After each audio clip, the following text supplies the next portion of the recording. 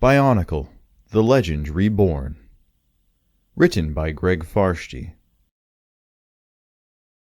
Prologue. Recording by Tory. Through the dark void of space, a golden mask flew. Seen from far away, it might have looked like a shooting star. Had someone been close enough to see what it really was, they might have wondered how such an object could have ended up among the stars. The answer would take years to tell, if one were to explore every mystery of it, but this is all the observer would truly need to know. Once, there was a great ruler named Mata Nui. He was incredibly powerful. His body was made of metal and stood 40 million feet high. He traveled through space, exploring new worlds. His creators, known as the Great Beings, intended for him to fulfill a vital mission. But first, they wished him to learn as much as he could about the universe around him. Unfortunately, while he focused on that universe, he ignored another one that existed inside his metal shell. Millions of beings lived inside Mata Nui, and their labors gave him power. In return, he was to protect them from harm. But he grew so fascinated with the wonders of other worlds that he paid little attention to those who depended upon him. As so often happens, neglect allows evil to breed. A conspiracy grew in Mata Nui's inner universe. Those who hungered for power struck at him, casting him into a deep sleep that lasted for a millennium. When at last he woke again, it was to find that his greatest enemy had stolen his body.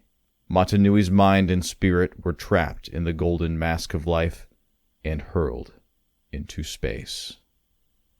Now he flew through the void, out of control, knowing that his people were under the rule of a dark and unforgiving master. He had failed them. By not being vigilant, by not being wise, he had allowed himself to be forced from his body and exiled. In this new form, he had no hope of defeating his enemy. Any other being would have surrendered to his fate, but Mata Nui knew he had a destiny to fulfill. Somehow, he vowed, he would find a way to return and free his people. It might take 1,000 years, but only death would stop him from trying. The mask's direction shifted now, as the gravitational pull of a planet took hold. It sped up, diving toward the surface, its outer skin heating up as it entered the atmosphere. The next few moments would tell the tale. Would the mask survive the heat and the impact of a crash landing, or would it shatter, taking Mata Nui's spirit with it to destruction? Would his quest begin on the world so far below, or would it end there?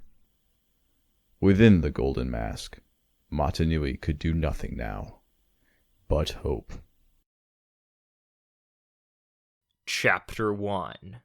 Recording by Infinite Inspiration Zero. A swarm of scarabax beetles scurried across a sand dune in search of their evening meal. On most evenings, this hunt was uneventful. The beetles would feed and then return to their underground tunnels. But this night was destined to be different. One beetle lifted its eyes from the sand and saw something strange. It began clicking its pincers to alert its comrades. Other scarabax joined in, watching as a point of light streaked through the night sky and became a large fireball.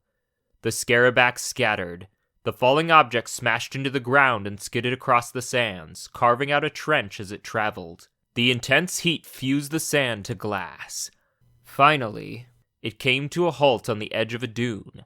Smoke drifted from its metallic surface. Slowly, the scarabax emerged from hiding. They could feel the heat coming from the object. The swarm moved closer. They didn't realize that it was a metal mask. Still, there was something about it which compelled them to draw near.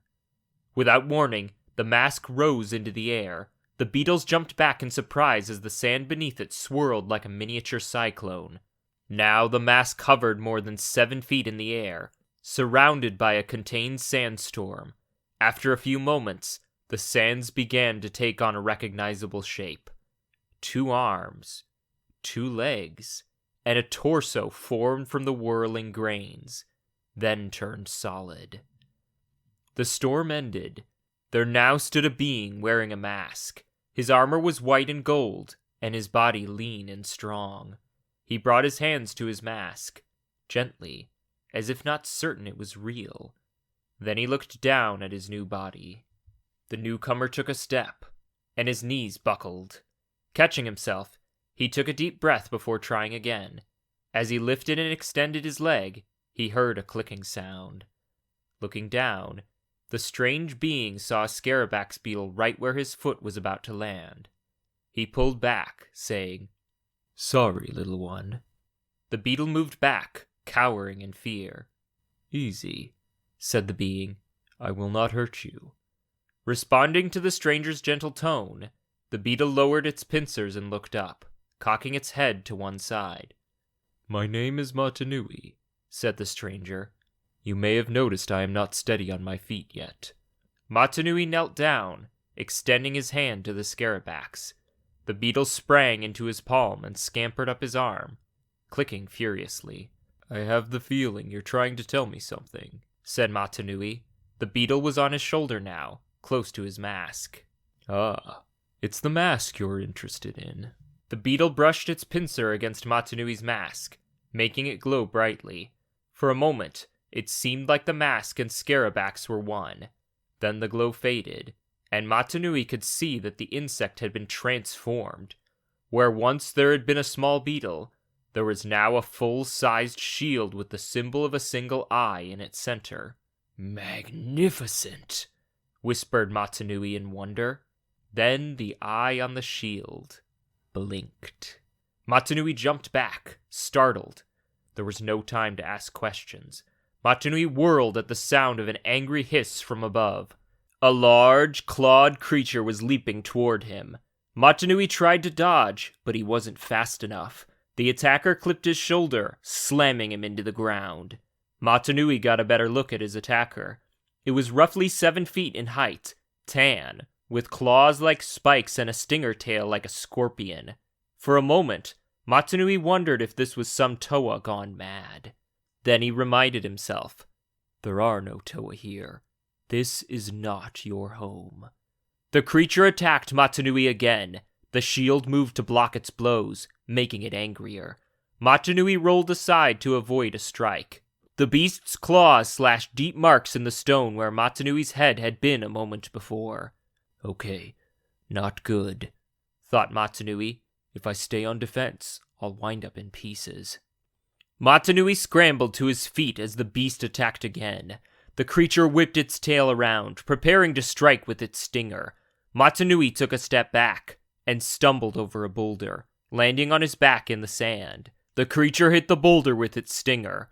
The force of the impact was so strong that it shattered the rock and broke off the attacker's stinger tail. Screeching in pain, the beast ran off into the night. Mata Nui lay on the sand and rested on his shield, trying to catch his breath. There was a bright flash of light. "What?"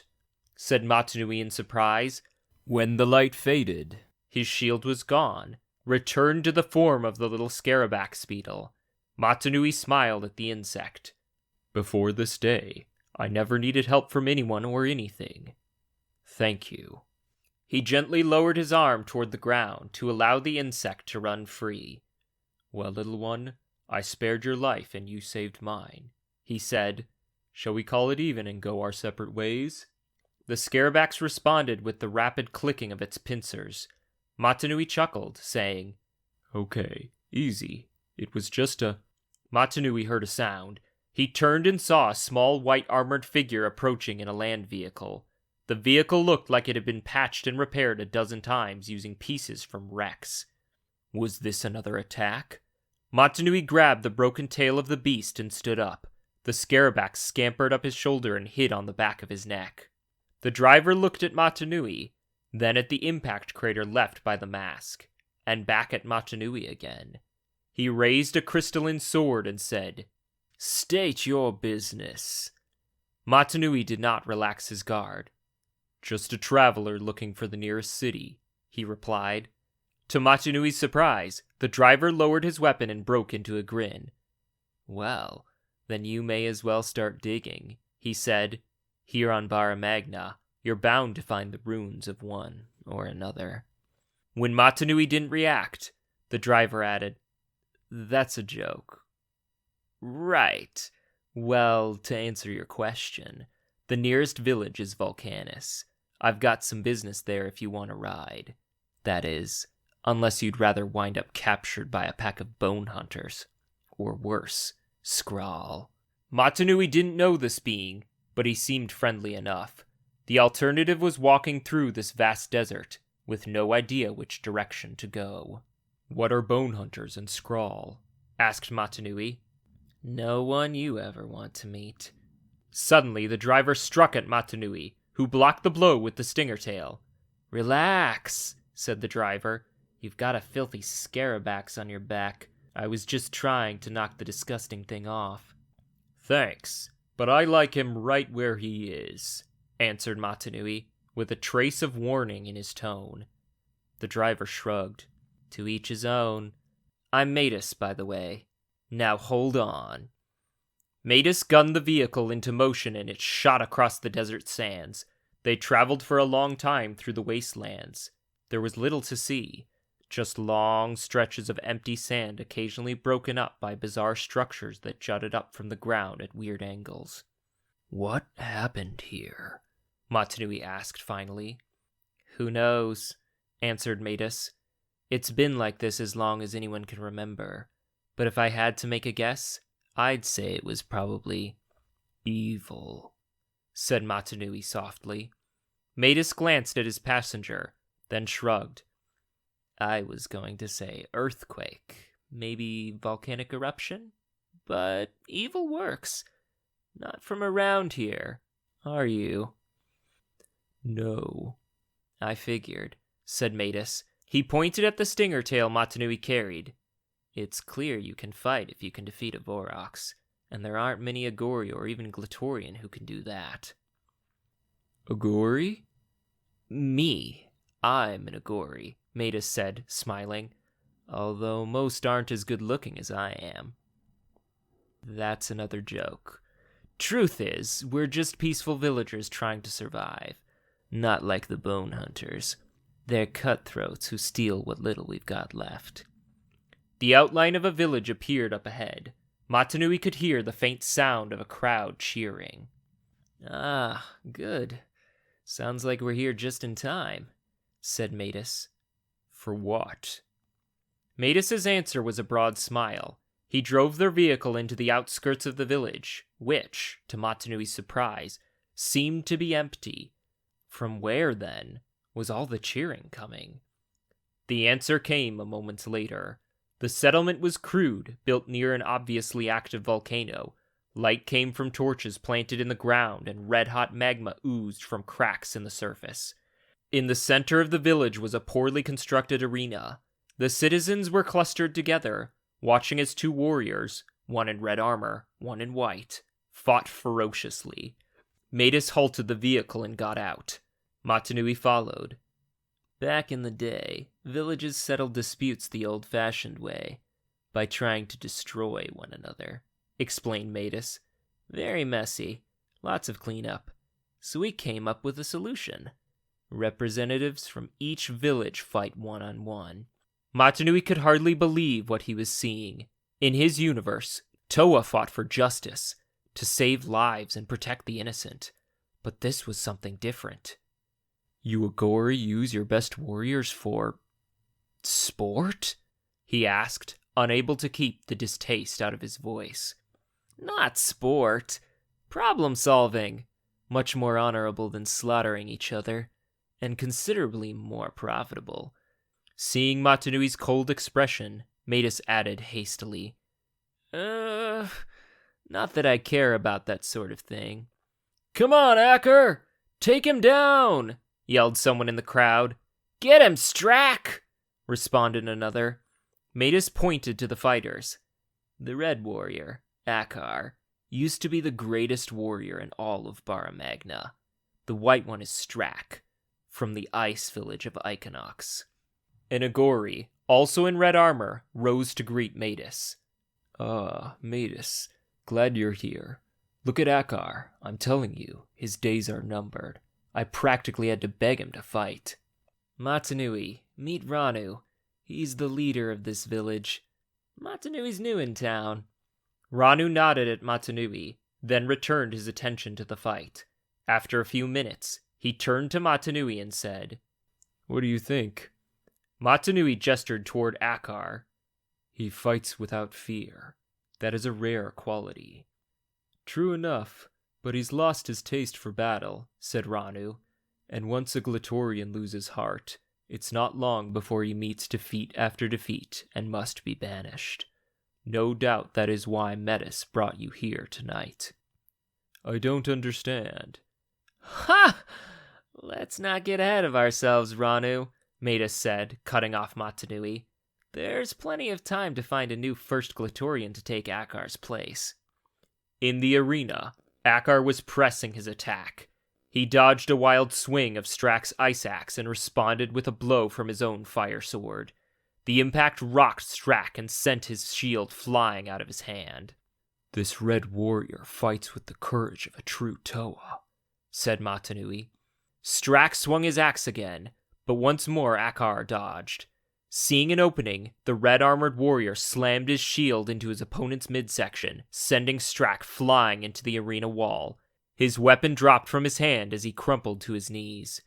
The crowd exploded. "He's done it! Akar! Akar!" Akar stood over his now unarmed opponent. "Concede, and this goes no further." Strack looked at Akar with undisguised hatred. Then he slowly lowered his eyes, muttering, "All right, you win." Satisfied, Akar turned away and went to retrieve Strack's fallen shield. "You leave with your honor intact, and I with your shield, in victory." Behind him, Strack grabbed his ice axe and hurled it at Akar's back. A shout of warning from the crowd came too late. Akar spun and managed to catch the brunt of the blow on his shield, but the impact knocked him backward. He hit the ground, stunned. Strack, grinning, stalked toward Akar and picked up his axe. "You call this honor?"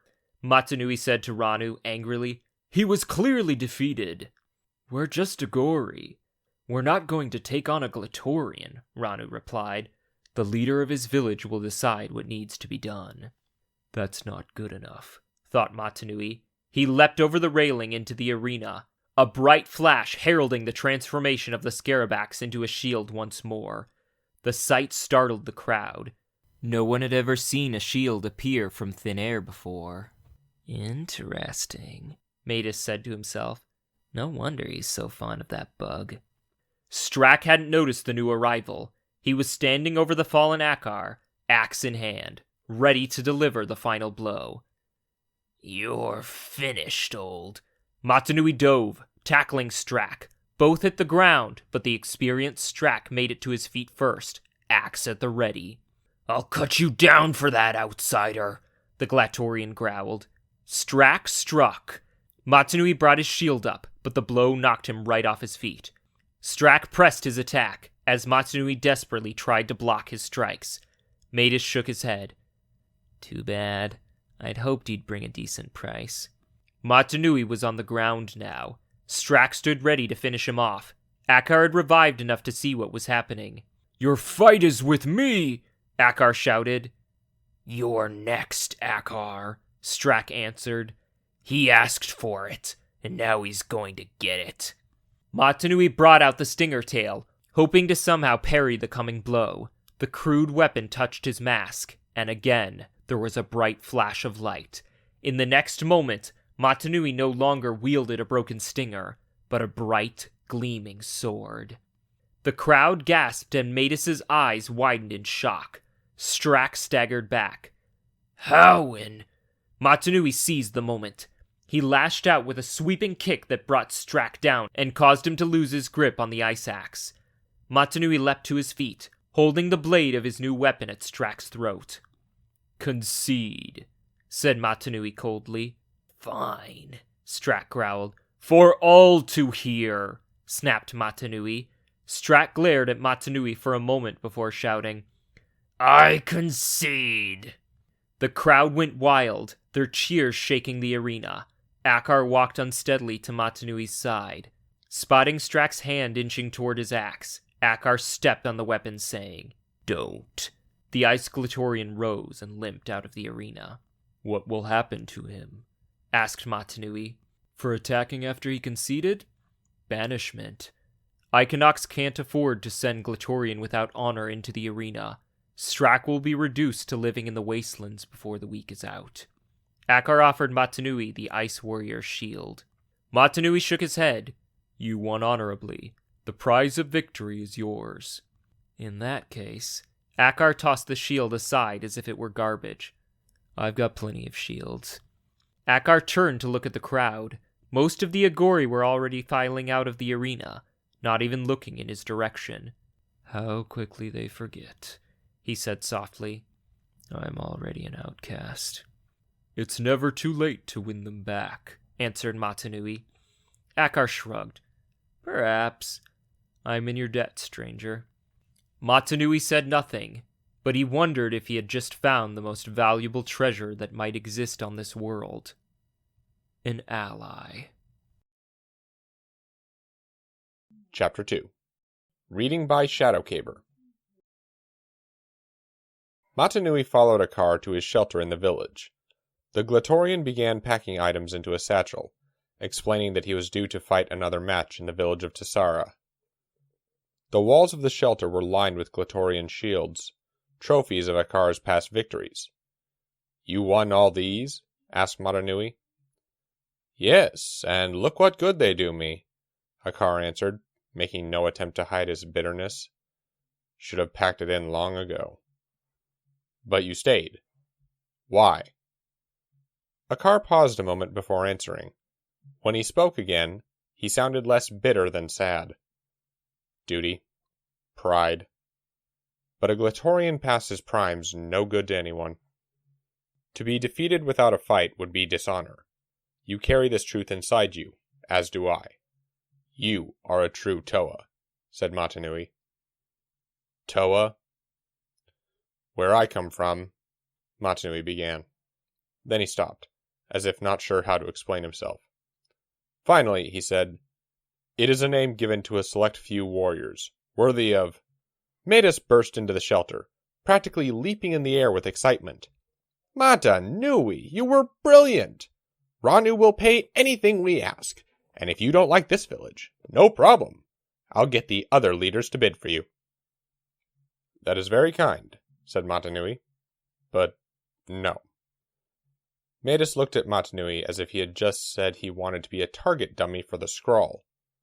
"Are you crazy? Do you realize what you're passing up? The life of a first Glatorian." "Yes, just look how great it worked out for me," Akar muttered. "The answer is still no." Okay, I hear you. But when you change your mind..." Mata Nui held firm. "I will not." "Playing hard to get, eh?" "I can respect that. Soon enough, you'll come around, begging for me to take you back." Mata Nui took a step toward Matus, obviously not amused by the suggestion. Matus took a step back. "Okay, that's a joke. You'd never beg." "I'm going now." Matus turned and rushed out of the shelter. Akar laughed at the sight, and after a moment, Mata Nui joined him. "So, stranger, what are your plans?" asked Akar. "I must begin searching for a way back to my homeland. Which is... You will think it sounds crazy. No crazier than jumping into an arena armed with only a stinger tail and that thing," Akar said, gesturing toward the scarabax perched on Mata Nui's shoulder. "True. My home is far from this place. On another world entirely," said Mata Nui. "I was once its protector. until I lost everything to a powerful evil that has enslaved my people. That is why I must find a way back." A blue-armored Glatorian suddenly sprang from the shadows near the door, startling them both. "I knew it! Woohoo! Proof! Proof of what I've been saying for years!" shouted the newcomer. "Kina, what are you—" Akar snapped. "This is not the place." Their visitor was female. She was tall and wiry, and looked as if she would be a formidable foe in a fight. Right now, though, she was either extremely happy or completely insane. Mata Nui wasn't sure which, and he wasn't in the mood to take chances. Mata Nui went for his weapon. "Just who is this?" Akar reached out to restrain Mata Nui. "Wait, she's—" The female Glatorian came right up close to Mata Nui. "Name's Kina, a Glatorian, one of the best, and you just won me a lot of bets." She turned to Akar. "Kina's delusional. There's no such thing as other worlds." "Yeah? Well, he proves there are." Akar gently guided Mata Nui's arm down, so that his sword was pointed at the floor. "It's okay. Although I don't always agree with her methods, such as lurking in the shadows. As Glatorian go, Kina ranks. I'd trust her with my life, and have, more than once." Mata Nui looked from Akar to Kina. He still thought she was unbalanced, but if she was a friend of Akar's, well, he had to take his allies where he could find them now. "Good to meet you, Kina," he said. The scarabax on his shoulder clicked its approval. Kina looked at the insect with undisguised revulsion. "So what they're saying is true?" she asked Akar. Akar nodded. She turned back to Mata Nui. "Let me guess. You call him Click," she said, more than a little sarcasm in her voice. The scarabax, as if sensing her contempt, lashed out with a pincher and clicked angrily. She took a step back. "Hey, I was just kidding." Mata Nui smiled. "Actually, I like it. Click it is." Kina walked in a wide circle around Mata Nui, checking him out from every angle. She had always dreamed of meeting someone from another planet. Somehow, though, she had thought they would look less like the other Glatorians she knew. It was an exciting moment just the same. "Wow, a real other-worlder," she said. "Finally, someone to convince the Agori there's a better place than this miserable wasteland." Akar frowned. He considered Kina a good friend, but he also knew she could be selfish. He didn't want to see Mata Nui used. "He needs our help, Kina. I owe him," he said. Kina looked right at Mata Nui. "Help, huh? I might be able to do something for you, but I'm going to want something in return." She moved closer, her helmet practically touching Mata Nui's mask. "I want out of this dump. You have to take me with you." "Kina," said Akar, shaking his head. "It's all right," said Mata Nui. He studied Kina for a moment, then said, "If it's within my power, I will take you. But the time to help my people is running out." "No problem," Kina said, smiling. "I work fast." "What do you have in mind, Kina?" asked Akar. He didn't know of any way to get off Barra Magna. "Well, I discovered an enormous cavern under my village. It's filled with weird, ancient equipment and tools. It might have something you can use. Word of warning, though," she pointed an armored finger at Mata Nui. "Don't even think of pulling a fast one, 'cause you're my ticket out of here." Whose bright idea was this again? Kina asked herself. She, Akar, and Mata Nui were in a borrowed dune chariot, on their way to the water village of Tejun. It was dawn. Traveling in daylight was not Kina's idea of a good time. It didn't take long for the temperature to soar in the desert of Barra Magna. If the vehicle kept running, they would make it to the village before high sun. But dune chariots were notoriously unreliable, and this one looked to be patched and repaired a dozen times over. She would have been happier riding her sandstalker, but the animal was ill. Heat wasn't the only worry. There was no cover out in the middle of the trackless wastes.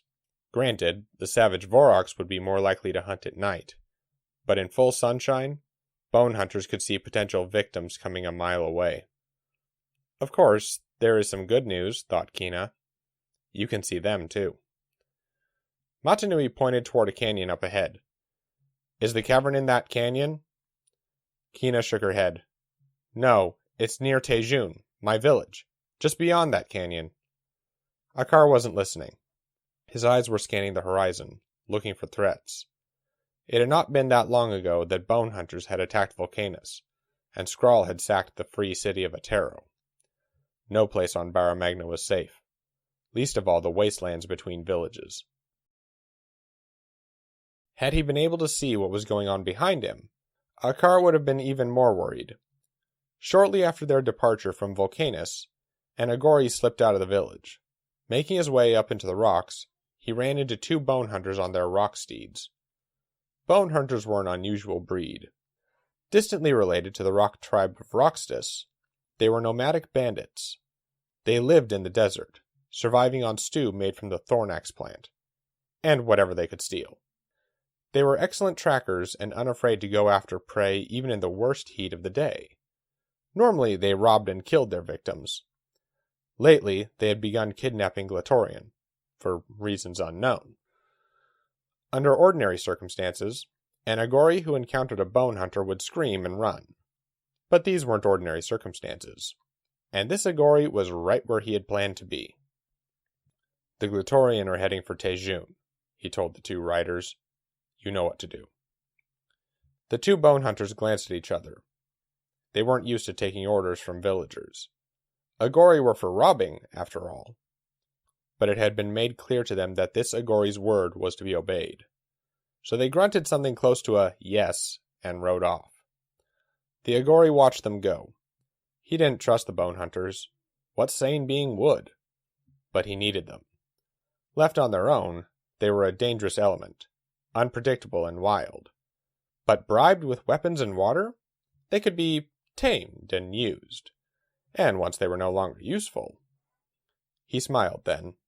A little smile with no cheer in it. Then he turned back to Volcanus. He couldn't let his absence be noticed by anyone. Not when he was so close to achieving his goals. So it was time to go back to playing the role of trusted Agori. A little eccentric, maybe, but all in all, a good being to have around. And all the while, he would be laughing inside at the thought of what waited for the fools of the Fire Village. I don't like this, said Akar. It's the perfect place for an ambush. The dune chariot had reached the mouth of the canyon. Places like this made the red-armored Glatorian wary. It hadn't been that long ago that he had helped set up an intricate series of traps in Iron Canyon for a bone hunter raiding party. All the skill of the bandits had not helped them at all in a place where they were stuck on a narrow path, being picked off by Glatorian hidden among the rocks above. Please, said Kina. Even bone hunters aren't stupid enough to take on 3 Glatorian. This, of course, was a lie, and she knew it. With the element of surprise on their side, bone hunters would try almost anything. But she didn't want Mata Nui to get nervous and decide he wanted off this ride. Akar knew exactly what she was doing, and he wasn't planning to let her get away with it. He owed Mata Nui. If they were going to expose him to danger, he had a right to know what kind and how nasty things were likely to get. They're getting bolder, he said to Kina. There was an edge in his voice that said, Watch it, I'm onto you. Skrull too. In the past few months, they've seemed to know our every move before we make it. True, Kina conceded. But don't worry. It's not like we've got much worth stealing. Well, maybe Mata Nui does. The Scarabax beetle sitting on Mata Nui's shoulder clicked its pinchers in enthusiastic agreement.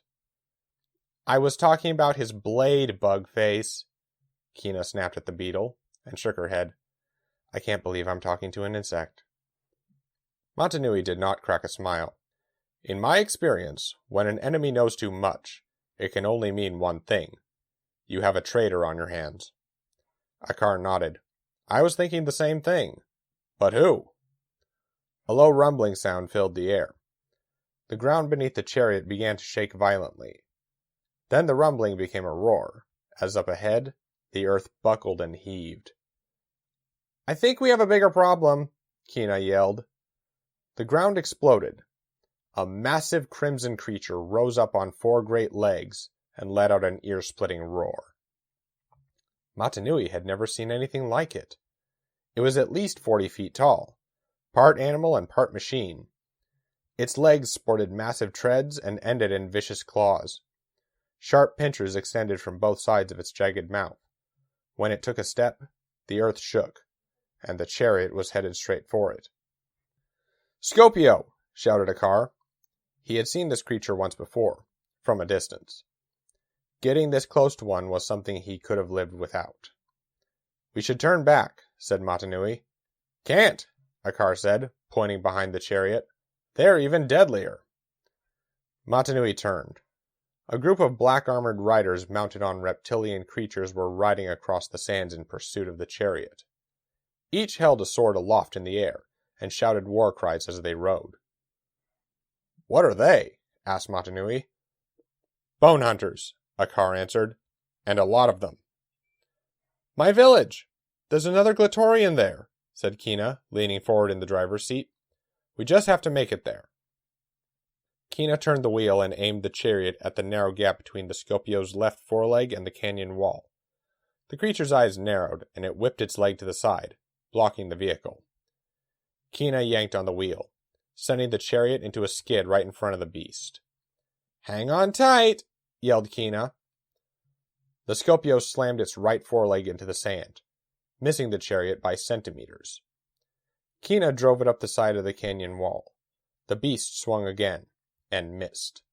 Kina vaulted the chariot off the wall and over a dune, but she wasn't quite fast enough. The Scopio landed a glancing blow, sending the chariot tumbling end over end and hurling the 3 occupants onto the sand. Akar and Mata Nui rolled to their feet, weapons drawn, facing the oncoming bone hunters. "Help Kina," Mata Nui said to Akar. "I'll draw the beast away from you." "Good luck," said Akar, dropping into a crouch to await the first attacker. Mata Nui glanced down at Click. "Are you ready?" The beetle snapped its pincers together in response. Then there was a bright flash as it transformed once more into a mighty shield. Mata Nui charged toward the Scopio. Behind him, Akar and Kina were both locked in battle. Kina parried a bone hunter's sword with her staff, looking for an opening. When she saw the hunter drop his guard, she struck, landing a solid blow with her weapon and hurtling him from his rock steed. 2 more bone hunters closed in. Kina moved like quicksilver, keeping her enemies off balance with sweeping kicks. Nearby, Akar was surrounded, fierce but outnumbered. Fighting mounted warriors on foot is a losing game, he thought, so it's time to even the odds a little. A bone hunter rode down on him, sword flashing in the sunlight. Akar blocked the hunter's blade with his own. As the bone hunter drew back to strike again, Akar launched himself into the air and landed a solid kick, knocking the bone hunter out of the saddle. The Glatorian landed atop the rock steed and urged it forward. Up ahead, Kina was hard-pressed in a fight against a bigger, stronger bone hunter. Akar rode toward her, battling the hunters on either side of him. As he drew close to the canyon wall, he hurled himself from the saddle, somersaulting in the air, once, twice, 3 times. He came out of the move feet first, slamming into Kina's opponent and knocking him senseless. Now Kina and Akar stood back to back as the bone hunters closed in. Mata Nui was having problems of his own with the Scopio. Its attention was now fully focused on him, which was what he wanted. Its blows were coming dangerously close to landing, though, and Mata Nui had learned at least this about his new body. It grew tired. And if he slowed down even a step, the Scopio would finish him. The great beast, meanwhile, was growing impatient. It was time to crush this golden-armored pest. The Scopio concentrated, triggering the mechanical Thornax launcher built into it ages ago. With a hiss of hydraulics and a metallic hum, the launcher rose from the creature's back and locked into place. Taking aim at Mata Nui, the Scopio fired. Mata Nui stopped dead. For just a moment, he watched the beast's transformation in disbelief. That delay almost cost him his life, as he barely got his shield up in time to take the brunt of the blast. Even with its protection, he was still knocked off his feet. The Scopio advanced, lifting a clawed leg into the air, ready to crush him. Mata Nui rolled to dodge the blow, landing neatly in a crouch. This time, he'd be ready for the Scorpio's next attack. Behind him, he heard the sound of Kina's voice. "Akar," she said. "We're finished unless we can make it to my village." "Try and get to the chariot," Mata Nui yelled to the two Glatorian. "I have an idea." When the Scorpio swung a leg at him again, Mata Nui didn't try to move aside. Instead, he launched into the air and grabbed onto the leg. As the Scorpio drew its limb back, Mata Nui was pulled high into the air. When he was at the same level as the monster's head, Mata Nui jumped off the leg and landed on the Scorpio's back. It took Mata Nui only a moment to figure out the controls for the mounted Thornax launcher. Aiming at the bone hunters menacing Akar and Kina, he fired. The blast scattered the hunters like grains of sand before a fierce wind. Akar and Kina took advantage of the opening to run for the chariot. Bone hunters who pursued them were met by another devastating Thornax blast, courtesy of Mata Nui. Angered by its unwanted rider, the Scorpio whipped its stinger tail forward, knocking Mata Nui off his perch. He twisted in midair and managed to land on his feet on a high ledge. Down below, Akar and Kina had reached the vehicle and were speeding toward the Scorpio, hoping to slip underneath the creature. Mounted bone hunters galloped close behind. Mata Nui drew his sword and plunged it into the rock beneath his feet. The power of the blade split the stone, sending half of it tumbling down the mountainside. It struck other boulders, knocking them loose.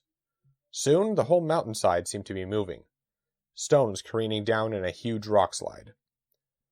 Kina heard the sound of the avalanche and saw the first rocks strike the sand up ahead. "This is going to be close," she yelled to Akar, pushing the chariot to full speed. The metal frame of the vehicle shook violently, bolts snapping off and flying in every direction. Spotting a gap barely large enough for the chariot, Kina aimed right for it. The vehicle shot through it and onto open sand, just as the rain of rock brought the Scorpio down with a tremendous crash. The bone hunters weren't so lucky. They were under the creature as it fell, buried beneath its body and a ton of rock. As they neared the mouth of the canyon, Kina allowed herself a relieved sigh. Then she suddenly realized someone was missing. "Hey, where?" Akar pointed off to the east. "There!" Kina saw him now, too. Mata Nui was surfing down the side of the mountain on his shield, vaulting over outcroppings as if he had been doing it all his life. One particularly large rock sent him high into the air. He somersaulted, grabbing his shield and spinning into an upright position just in time to land on the hood of the chariot. Akar laughed. "Gutsiest move I've ever seen." "Woohoo! Those bone hunters are going to be eating Scorpio belly for weeks," Kina said, smiling broadly. "Not bad, Otherworlder." Akar's grin abruptly vanished from his face. He laid a hand on Kina's arm, as if to steady her against a shock. She glanced at him, then up ahead, and that's when she saw it. A plume of black smoke rose from the nearby oasis. Flames shot through the cloud of ash and soot. As they drew nearer, Kina could hear the sound of shelters collapsing, sandstalkers screeching in fear and pain, and something even more chilling, the war cries of Skrull. Tejun was burning. Chapter 3. Recording by Dungeoneer Harold. By the time the trio reached the village, it was too late. The once proud village of Tejun was a pile of ashes, or soon would be. Kina stood in the middle of the chaos, looking around desperately, stricken with grief. "Looks like the Agori got away," said Akar. "A daylight raid. One of their sentries must have spotted the attackers in time." "The village. Our homes. This is my fault. I should have been here to help. Where's Terex? And Gresh? We had a training session scheduled for today. He's just a rookie. He wouldn't be prepared for..." Gresh was a young Glatorian from the jungle village of Tisara. Although new to the sport, he was highly skilled and had been fast gaining a reputation as a potential champion, but not even a veteran Glatorian could win against a Skrull war party. "There!" yelled Akar, pointing to the western side of the village. Gresh staggered out of the smoke, clutching his shoulder. His armor was battered and one arm hung limply at his side. "He's hurt," said Kina. She, Akar, and Mata Nui rushed to his side. "Easy, son," said Akar, reaching out to support him. Gresh pushed him away. "I'm fine. I'll be fine," he said, his voice weak. Then his face contorted, and he grabbed at his injured shoulder. His knees buckled, and only fast action by Akar and Mata Nui kept him from collapsing. "Just shut up and let us help you," growled Akar. "We need to get him out of sight," said Mata Nui. "Kina, your cavern." "Right," said Kina. "The entrance is this way." The party made its way through the thick smoke, moving as quickly as they could, with the injured Gresh in tow. The young Glatorian, gasping for breath, was still trying to talk. "Stay quiet," said Mata Nui. "You will be safe soon." "No," Gresh answered. "You don't understand. Skrull and Bone Hunters, they're working together." "Impossible," replied Akar. "They're rival tribes, neither allies with anyone, least of all each other." Gresh grabbed Akar's arm. "No, I watched them destroy your village. His eyes went wide for an instant, then suddenly closed. He sagged in Akar's arms. "Gresh," said Kina. "He isn't—" "Still alive," Akar reassured her. "But not for long, if that savage sees us," Mata Nui said.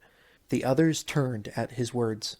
Moving through the smoke was a giant of a being, a warrior clad in black and green armor, and carrying a huge sword. Kina had seen him only once before, but it was impossible to forget the sight.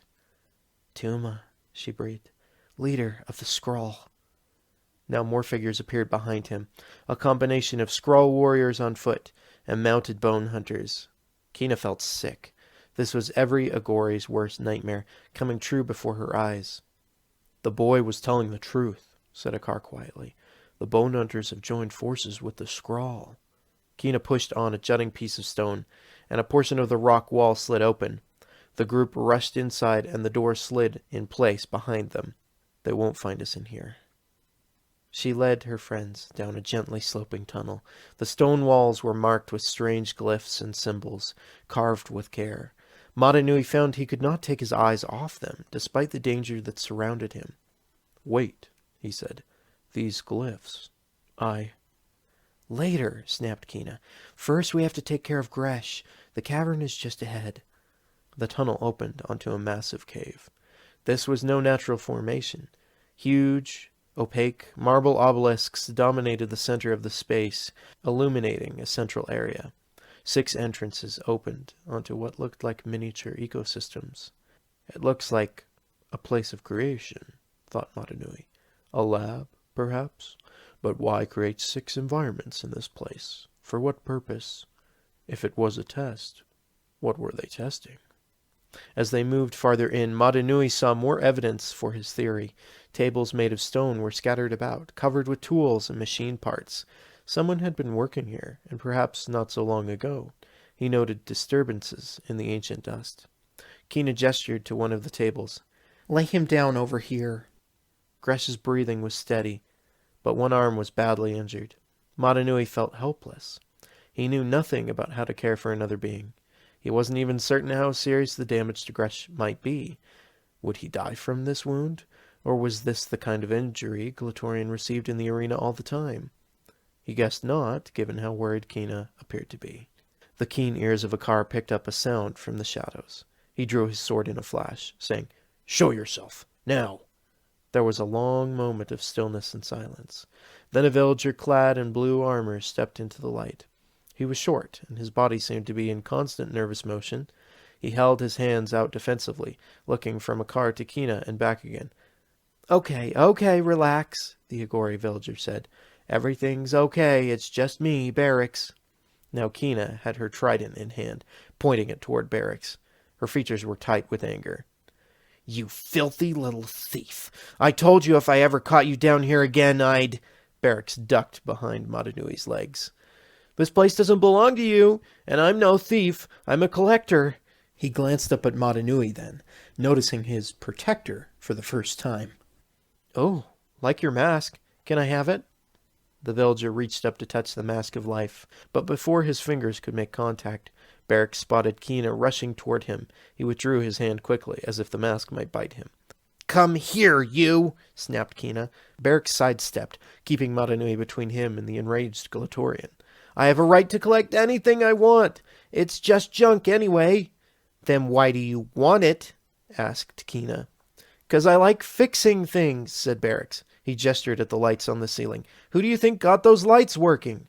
"I was wondering about that," Kina grumbled. Barracks looked up at Mata Nui again, spotting the scarebacks perched on the warrior's shoulder. He took a step back. "Hey, you've got a—" "He knows," Kina and Akar said in unison. There was too much anger in this chamber, Mata Nui decided. It wasn't helping Gresh or anyone else. "Barracks, have you ever fixed an injured Glatorian?" "Oh, no," Kina said immediately. "No way. He's not touching Gresh." "The boy needs help, Kina," Akar said quietly. Kina started to say something, then stopped. Slowly the tension left her body. Akar was right, she knew. Gresh was injured badly. She would not be able to help him on her own. Barracks gestured to his own battered armor. "Well, I've had to patch myself up a few times." "Right," said Kina. "Like every time you've been pounded on for stealing." Barracks moved to the table to take a look at Gresh, but couldn't resist snapping back, "Collecting. Maybe you should let me work on your ears next, Kina." "Enough," Mata Nui said. "Can you fix him?" Barracks shrugged. "Yeah. Okay, yeah. I think I can." The Agori tapped his arm. A small panel opened in his armor. Inside was a compartment stuffed with various tools, wires, and odds and ends. He reached inside and took out a crude knife.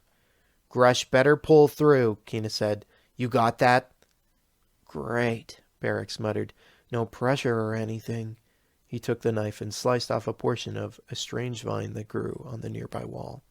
Akar took Kina's arm gently and led her a few steps away from the table.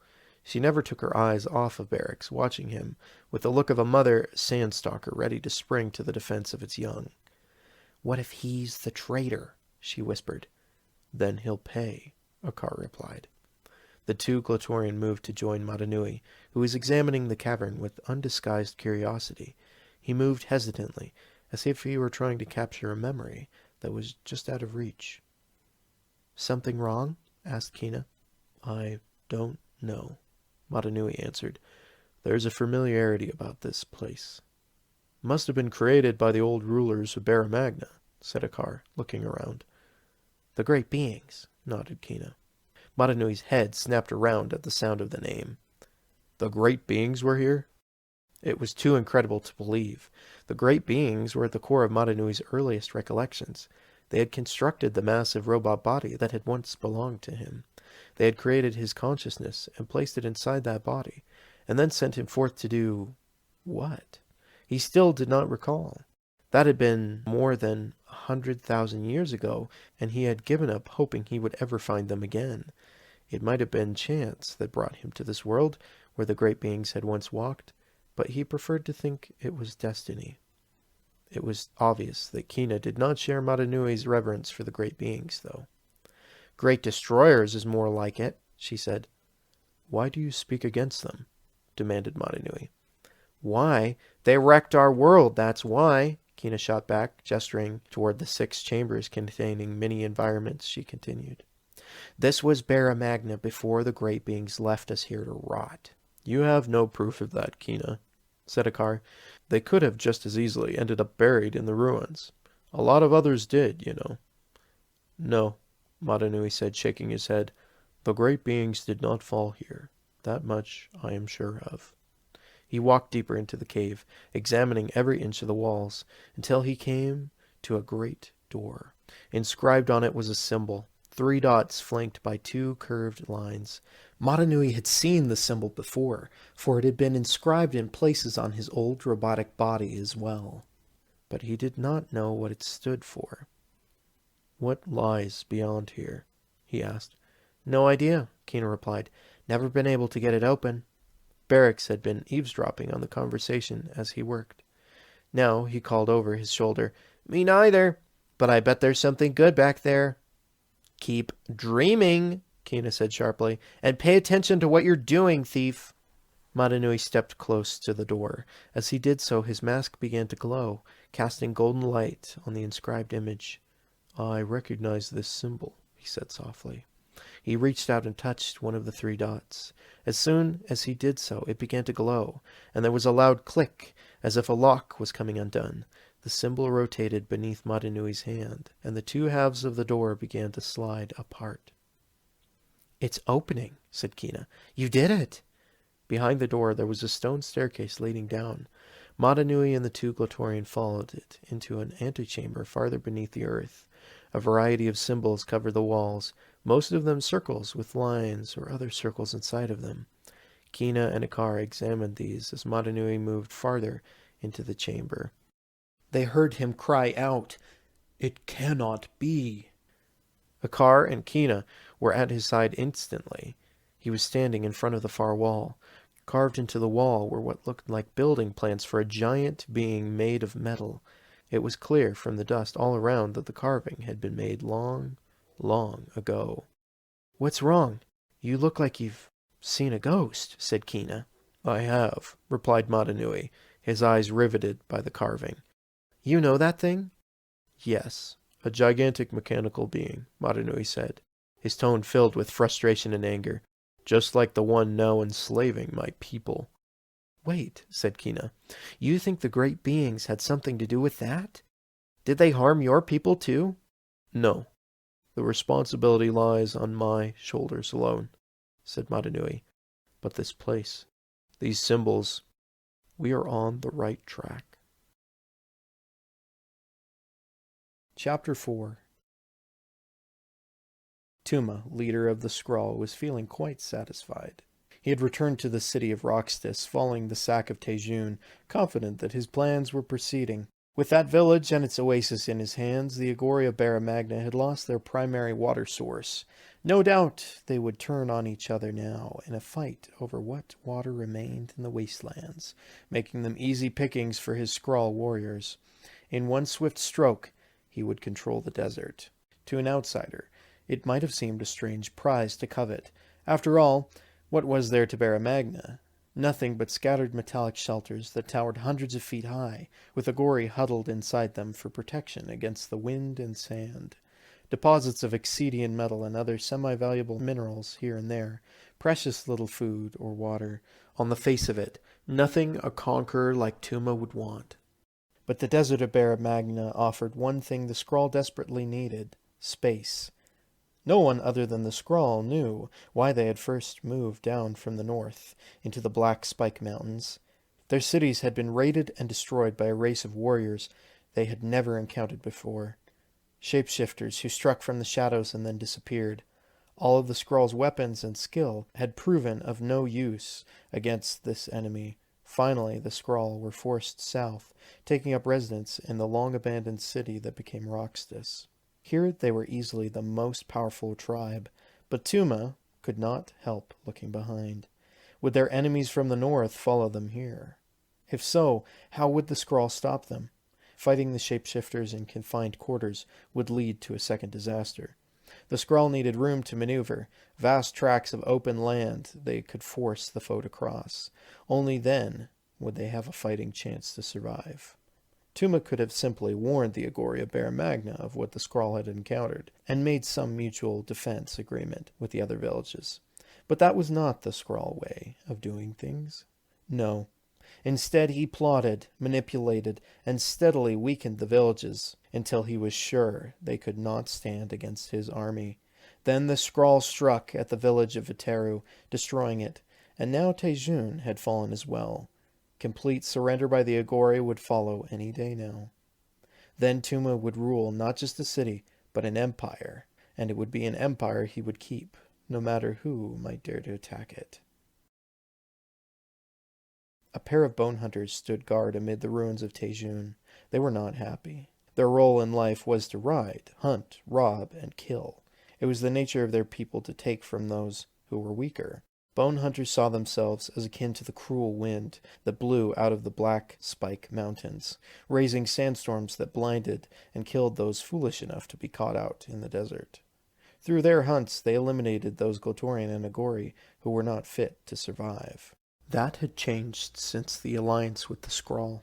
Now they had to take orders from Tuma and his lieutenants, even if doing so meant standing around and watching over a pile of ashes. As it turned out, the bone hunters were right. They were not made for guard duty. If they had been, they might have heard Akar before he sprang up behind them and knocked their heads together. Instead, both slumped to the ground, unconscious. Kina appeared behind Akar. "You have all the fun," she chided him. "I get the next two." Akar didn't smile. "Let's move. We need to warn the villages about the Skrull and bone hunters uniting." Kina nodded. "And that we have a traitor on the inside." Mata Nui and Barracks emerged from the cave, supporting Gresh between them. The young Glatorian had his arm in a makeshift sling of vine. "How are you holding up?" Mata Nui asked Gresh. "I'm fine," said the wounded Glatorian. "You don't need to baby me. But I could use a new weapon. The Skrull shredded my shield." Akar and Kina both looked at their own weapons, each heavily damaged by the recent battle with the bone hunters. "Get in line," said Kina. Barracks reached for Kina's trident. "I might be able to." Kina yanked it away. "Don't even think about it." "Wait," said Akar. He turned to Mata Nui. "What you did with the Vorok stinger and Click, could it work with my sword and her trident?" Mata Nui reached up and touched the metal surface of his mask. "I don't know. This mask gave me new life, but I still don't completely understand its power. I am certain it only works on things that are, or were, alive, like the stinger." "No problem," said Barracks. "Most Glatorian weapons have bone or claw cores." "Collected a few, have you?" said Kina. Mata Nui took Akar's sword in hand. "It's worth a try, anyway." The others watched as he raised the sword to his brow. "Together, as one mind," Mata Nui said, so softly they could barely hear him. Then the sword began to glow, its substance shifting into a larger, more formidable version of its old shape. When the process was done, Mata Nui handed the sword back to the amazed Akar. The Glatorian hefted it, testing the balance of the weapon, and admiring the quality of the blade. Suddenly the sword glowed red-hot in his hand. Flames leapt to life along the blade and shot from the tip, scorching a sand dune nearby. "What in?" Akar said. Mata Nui was not surprised. "Of course," he said. "Fire is your elemental power. It is the heart of your tribe. The Mask of Life has simply ignited it. You have become a true Toa." Akar had no idea what the term meant, but from the way Mata Nui said, it was obviously meant as a compliment. He put his hand on Mata Nui's shoulder and said simply, "Thank you, friend." Mata Nui looked down at the sand, and then back up at Akar. "Strange. I have worn many titles, been called many things, but never friend." Kina stepped forward, holding her trident out to Mata Nui. "Me next." Mata Nui took the weapon from her. "I will do what I can for you, but then I must continue my journey. I must find a way to free my people." "You're not going to help us?" asked Gresh. "No," said Mata Nui. "I have my own battles to fight." "Mata Nui, trust me," said Akar. "I've seen you fight. You're quick, you have some style, but you're not ready. Stay with us a while, and I'll teach you everything I know." Mata Nui considered the proposal. He did not know where his destiny would lead him, and still suspected it was a path he was meant to walk on his own. But this was a world of unknown dangers, and here he had already found a rare treasure, friends who would fight beside him.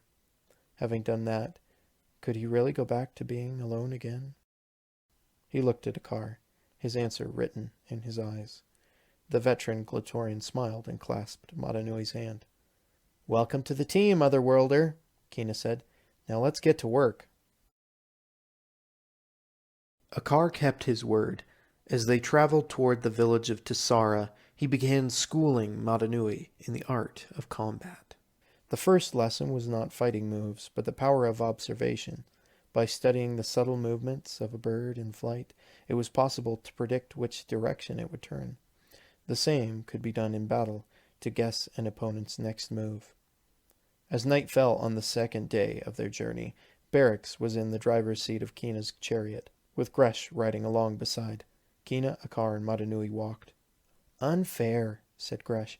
"I score this clawed-out new weapon, and Mata Nui tells me I've got awesome Toa powers, whatever those are, but none of you will let me test them out. Kina smiled. She had been after Gresh for a while to lighten up. For a young Glatorian, he had always been much too grim and serious. It seemed that he had taken her words to heart. You mean like this? She said, laughing as she thrust her trident forward. 3 jets of water shot from the tines of the weapon, striking a pile of boulders and blasting the rocks to bits. Gresh raised his new shield with his good arm. Come on, just a little test. Patience is the first lesson in becoming a great Glatorian, said Akar. Oh, I think this is pretty great, said Kina, firing another blast of water from her trident. Akar stepped right in front of her water jet, fire sword raised. As the water struck his blade, it turned to steam. Guess it's a standoff, said Kina. A sudden blast of sand struck the cloud of steam, blowing it away. Kina and Akar turned to see Gresh hurling a mini cyclone from his shield at the ground. The concentrated air was hurling the sand aloft with amazing force. Looks like I can blow you both away, Gresh said, smiling. Kina's expression brightened. Better yet, why not combine our powers? Enough, said Akar. There's more to winning a fight than fancy weapons, and let me tell you, Mata Nui isn't the only one that could use a few tips. You've got raw talent, Gresh, and a lot of courage, but that will only take you so far. Kina, I saw your last match with Vastus and Tessara. You let your guard down, and he almost took your head off. Barracks burst out laughing. Ha! Kina, he got you there. Kina whipped around and smacked Barracks out of the driver's seat with her trident. Gresh leaned forward to grab the wheel and keep the vehicle from veering off course. Akar stepped forward and grabbed the shaft of Kina's weapon. Stop it, both of you. Pay attention and you might actually learn something. Like this, Akar said, as he turned on Mata Nui and slashed downward with his fire blade. Mata Nui barely blocked the blow with his own sword, but the impact knocked him backward into Kina. Click flew from his shoulder and landed on Kina's arm. See, said Akar, you have to learn to read your opponent's next move before it happens. Kina wasn't paying attention. She was eyeing the beetle on her arm warily. Watch it, she said to Click. I'm warning you, I'll bite back. Click opened his pincers, as if to snap at her, but before he could do so, Akar had grabbed it by the shell. The Glatorian lifted the beetle into the air. Study your opponent's fight style, Akar continued. Find their weakness, then use it against them, if you can. Click snapped his pincers together angrily. Akar tossed the insect back to Mata Nui. The beetle settled contentedly on his shoulder once more. Dawn brought a return of stifling heat to the desert. The group had been spending the days under whatever shelter they could find, but this morning there was no need to hunt for a cave or a rock outcropping. As they came over a rise, they could see 2 villages and a large patch of jungle. Great trees dominated the landscape, with vines trailing everywhere. A Glatorian arena sat in the center, separating the villages, but it did not look at all like the one Mata Nui had seen on Vulcanus. This arena was constructed of wood and vines, which formed a latticework roof over the fighting arena. Where are we? Asked Mata Nui. The twin villages of Tessara, said Akar. Gresh's home. The sound of cheering drifted up from the villages. Sounds like a match is about to start, said Gresh. Vastus must be fighting today. Not if I can help it, said Akar. The others looked at him, surprised both by his words and the fierce tone in which he said them. The Vulcanus Glatorian ignored them and started marching toward Tessara. After a moment, the rest of the group followed along behind. In the arena, Metis sat with Ranu and other Agori in the stands, watching as the Glatorian were announced. The main match for the day pitted the very experienced Vastus of Tessara against the reigning champion of all Glatorian, Teryx of Tejun. Had the great tournament in Ateru taken place this year, it was possible Teryx would have been robbed of his title by someone else, most likely a Skrull Glatorian. But the Skrull attack on the arena had brought the tournament to a violent halt, so Teryx remained the official champion. Following the main match, there would be training matches between some of the newer Glatorian Metis was managing. That had brought Ranu here, in hopes of finding a new fighter for Vulcanus. Akar and his team had reached the outskirts of the village by now. Barracks lagged behind, glancing uneasily from side to side. "Why so jumpy, thief?" asked Kina. "Rip someone off around here? Or just looking for a Skrull to tell our plans to?" I'm not a traitor or a thief, Barracks answered, and he added nervously, but I have done a little collecting around here, so best to lie low. His eyes chanced upon an axe hanging from a nearby doorway, and he reached for it, saying, "Oh, I like that." Keena slapped his hand away. "This is not the time, Barracks. Got that?" Metis spotted Akar, Gresh, and Mata Nui approaching. He rose from his seat, smiling broadly. "What a surprise! Welcome, friends. Isn't this great? A sold-out crowd. I knew pitting Vastus against Teryx would pack them in. Mata Nui, I hope your appearance means you're ready to—" Akar cut him off. "It's over." "Over?" said Ranu, confused. He turned to Metis. "What is he talking about?" Metis shrugged. "Who knows with him? He might still be upset about that match with Strack. Or maybe he's been out in the sun too long. I'll talk to him." The fight promoter walked over to Akar. Listen, Akar.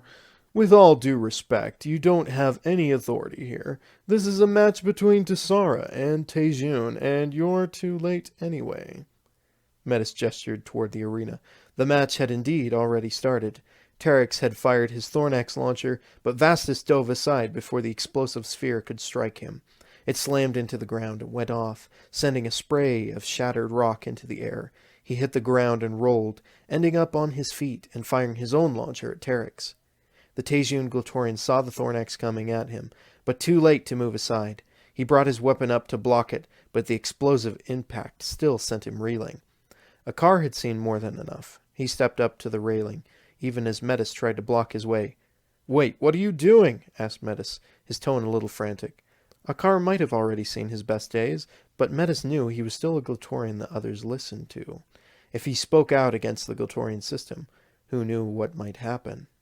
Gresh, Keena, and Mata Nui moved to Akar's side, pushing Metis out of the way. Akar leaned over the rail, his eyes scanning the crowd of Agori and the two Glatorian fighters. "Listen to me," Akar said. "All fighting between Glatorian must stop. Our real enemy is out there, in the desert." The response of the villagers was shouts of, "Sit down, you fool!" and "Mind your own business!" As serious as Glatorian matches were, they were also one of the few sources of entertainment for Agori, beings who spent each day just trying to scrape together enough resources to survive, needed whatever distraction they could get, and weren't in any hurry to give it up. It was the voice of Teryx that silenced the shouting. "Quiet," said the Glatorian. "Let him talk." Vastus moved to stand beside Teryx. "I agree. Speak, Akar."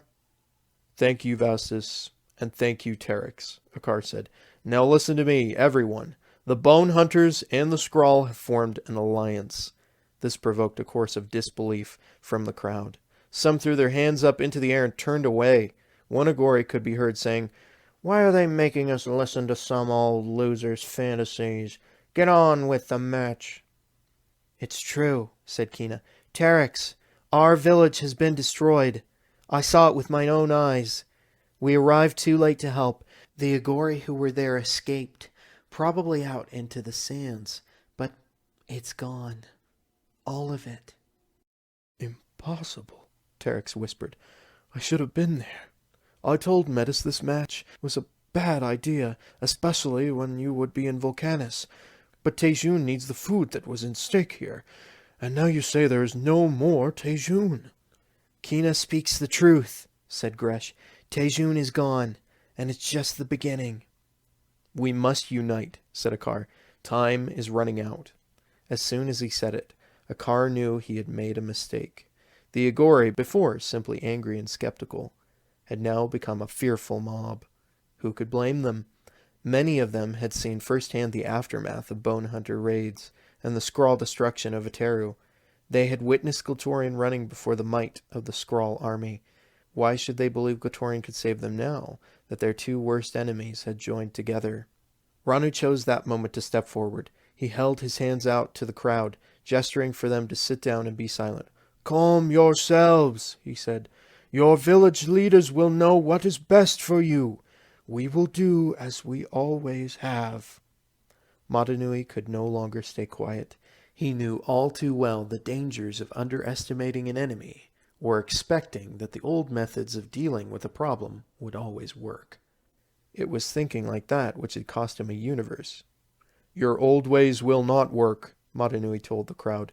"You are facing a unified army now. I've seen this before. They will not stop until your people are destroyed." "This is crazy," said Metis. "It can't be as bad as all that. Maybe the Skrull and the Bone Hunters just happened to hit Tejun at the same time. There might not be any alliance at all. We could be getting all upset over nothing." "Nothing?" said Terex, outraged. "You call the destruction of my village nothing? Be glad you are not a Glatorian, Metis, or I would have your head for that." Ranu turned to Akar, his voice a harsh whisper. "We have no weapons, Akar. Not any that can stop the Skrull. You know that. How can we fight back?" "Enough!" yelled Akar, as he thrust his weapon into the air. Fire erupted from the blade, lancing high into the morning sky. As one, the crowd gasped and started to back away. "Yeah, we kind of thought that would get your attention," said Kina. "Toa Mata Nui has offered to help us build up our defenses," said Akar. "With him at our side, I know we can prevail." Ranu snorted in disbelief. "Toa Mata Nui? Why should we trust this stranger?" The crowd echoed Ranu's sentiments. Mata Nui understood how they felt. After all, he was not one of them. From what he had seen, the Agori lived a hard life. Most likely, trust would not come easily to them, even in the best of circumstances. And this was far from the best of circumstances. "Terex, give Mata Nui your weapon," Akar said. The Tejun Glatorian stepped forward reluctantly and handed Mata Nui his crude sword. "What is he going to do with it?" "Show you the power you already possess," said Akar. Mata Nui brought Terex's weapon to his brow. As soon as the weapon touched the mask of life, it transformed, becoming a far more ornate and powerful-looking sword. Terex and the Agori looked on, stunned. "I don't believe it," Terex said, as Mata Nui handed him his new weapon. "It's incredible." Akar turned back to the crowd of villagers. "What more proof do you need? The time to unite the villages has come. If we stand together, we will win." The Agori burst into cheers, all but Ranu. He still looked unconvinced. Gesturing once more for silence on receiving it, he looked up at Akar. "If we agree, do you, Glatorian, and this Mata Nui swear to stay and protect us?" Kina, Gresh, Akar, Terex, and Vastus nodded their assent. Then all eyes turned to Mata Nui. "You do not have to ask for the allegiance of the Glatorian. You know where our loyalties lie," Akar replied to Ranu. Then he turned to Mata Nui. "But we cannot speak for you. I will not pretend I have anything left to teach you. But I'll ask, as a friend, will you help us?" Mata Nui reached out and locked arms with Akar. "Then as a friend, I will stay." The 5 Glatorian formed a circle around their new ally, raising their weapons in the air. Filled with the hope of victory, they cried out, "We fight together!" Their shout echoed across the desert, ringing from the mountains and riding the wind across the dunes. Somewhere, a bone hunter's rock steed cocked its head, wondering at the noise. The beast pawed the ground, every sense alert, eager to charge. For though it could not understand the words the Glatorian had spoken, it knew well the meaning of the tone. It was a battle cry. Chapter 5. Reading by ShadowCaber. Akar knew there was no time to waste. He and the other Glatorian immediately began organizing the defenses of Tessara. With the aid of Mata Nui and the Agori, they erected crude stone walls, mounted thornaxe launchers, and dug pit traps in the sand. Kina worked with the Agori, teaching them how best to use their weapons against mounted foes. "What makes you so certain the Skrull will strike here next?" Mata Nui asked Akar as they worked. "It's the only thing that makes sense," Akar replied. "As soon as we saw the bone hunters are working with them, a lot of things began to make sense." "Like what?" "Not long ago, the bone hunters started targeting Kina's village, Tejun," Akar explained. raiding trade caravans, killing Agori, doing everything they could to cut the village off from the rest of Barra Magna. Since Tejun sits on an oasis, you hurt them, you hurt everyone, because they run the water trade. That does make sense, Mata Nui agreed. After Tejun, what village has the most valuable resource? Equinox, to the north. They have a huge deposit of obsidian, a metal that resists wear even in the worst sandstorms. It's much prized for use in weapons. If the Skrull want to eliminate our ability to fight back, that's the most logical place to strike. And Tessara lies right between the two villages, said Akar. The combined Skrull Bone Hunter Legion hit Tejun, and they'll want Equinox. But they can't afford to leave Tessara sitting behind their lines. They'll be out to destroy it before they move on Equinox. Mata Nui heard a cheer coming from the other Glatorian. He turned to see that the walls were complete and the pits concealed. Well done, said Terex. We did it. The Skrull will never know what hit them, said Gresh. I truly hope not, thought Mata Nui. But are the Skrull somewhere even now, saying the same thing about us? That night was quiet. Kina stood guard with a group of hand-picked Agori, watching for any movement in the desert. The other Glatorian and villagers tried to rest, though sleep proved elusive for most. Bone hunters were known for making night attacks, often traveling without torches or any other means of illumination. It was frequently the case that by the time a village knew they were coming, it was too late to do anything about it. Kina was standing watch on the eastern edge of the village when she heard a sound. It was the barely audible noise of armored feet treading through sand, but it was not coming from beyond Tessara. No, it was from off to her right. Someone was slipping out of the village and into the desert. The traitor, she said to herself. Now I've got you. She readied her trident and moved off in the direction of the sound. In the pale glow of the village torches, she caught sight of an Agori walking swiftly away from Tessara. Doing her best to stay silent, she followed. Kina caught up to the Agori just as he reached the Tessara hot springs. Seizing him from behind, she spun him around. In the moonlight, she could clearly see who it was, and she was not a bit surprised. I have to admit, I was hoping I was wrong, Kina said. Don't move, traitor. Barracks looked up at her, panic in his eyes. What? No, you've got it all wrong. I was following... A soft voice came from behind the Glatorian. He was following me. Barracks and Kina both turned at the sound. You? Said Kina in surprise. The shadows around them began to move. The next instant, a dozen Skrull and Bone Hunters closed in on them, weapons primed and ready. And this is how you block a Certivus double strike, Akar said, showing off a defensive move it had taken him years to master. Terex, Vastus, Gresh, and Mata Nui looked on, suitably impressed. Of the lot, only Terex was agile enough to duplicate the maneuver, and even he doubted he could do it without lots of practice. The demonstration was interrupted by Metis. Akar! Mata Nui! He shouted. The Skrull have kidnapped Barracks and Kina. What? How? Said Akar. Now Ranu rushed up to the group. I saw them too, he said. They were being dragged away through the hot springs. We must go after them, said Mata Nui, before they get too far. We cannot leave them to the mercies of the Skrull. Agreed, said Akar. I'm going with you, said Gresh. My wound is healed. I'm ready. By now, the whole village was roused. The Agori crowded around the Glatorian. Some wondered aloud what was going on, while those who knew looked at the Glatorian with worry on their faces. No, said Ranu. You can't leave us. Don't you see? This is just what the Bone Hunters and the Skrull want. They'll lead you away, then wipe us out. Just like Tejun. He's right, an Agori villager shouted. You have to stay, said another. The cry was picked up by the rest of the crowd, born of panic and unreasoning fear. I understand your feelings, Mata Nui said to the assembled Agori, but we cannot turn our backs on our friends. Kina is just one Glatorian, Ranu answered, and Barracks is a worthless thief. Everyone knows that.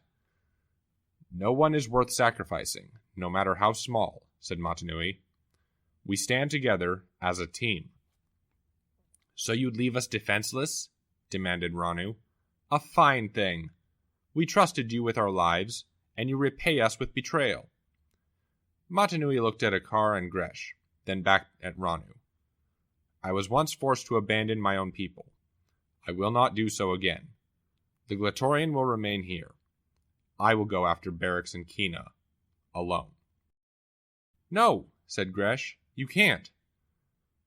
One being alone, even you, Mata Nui, against a horde of Skrull and Bone Hunters, said Akar. It would be suicide, my friend, and it would help Barracks and Kina not at all. Mata Nui held up his hand to silence them. We will see each other again, I promise you. Then he turned and walked out of the village. Let me go with him, Gresh said to Akar. He doesn't stand a chance alone. Akar watched his friend disappear into the darkness. The last glint of moonlight reflected off the shell of Click, perched on its master's shoulder. He's not alone, the Glatorian said. Dawn found Akar climbing a rise toward a great petrified tree stump. Mata Nui sat atop the stump, deep in meditation. I thought I might find you up here, said Akar gently. Mata Nui smiled. Thank you, Akar, for everything. Akar shook his head. I should be thanking you. I'd lost faith in others and myself. The Glatorian held a rolled-up piece of parchment out to Mata Nui. Here, this might help. Mata Nui spread the parchment out. It was a map of the world of Bara Magna. Akar pointed to a spot in the northeast, labeled Roxtus, on the map. My guess is they'll be there, said Akar. Barracks may not be a valuable prisoner, but Kina is. Of all of us, she's the only one who ever came close to beating a Skrull in the arena.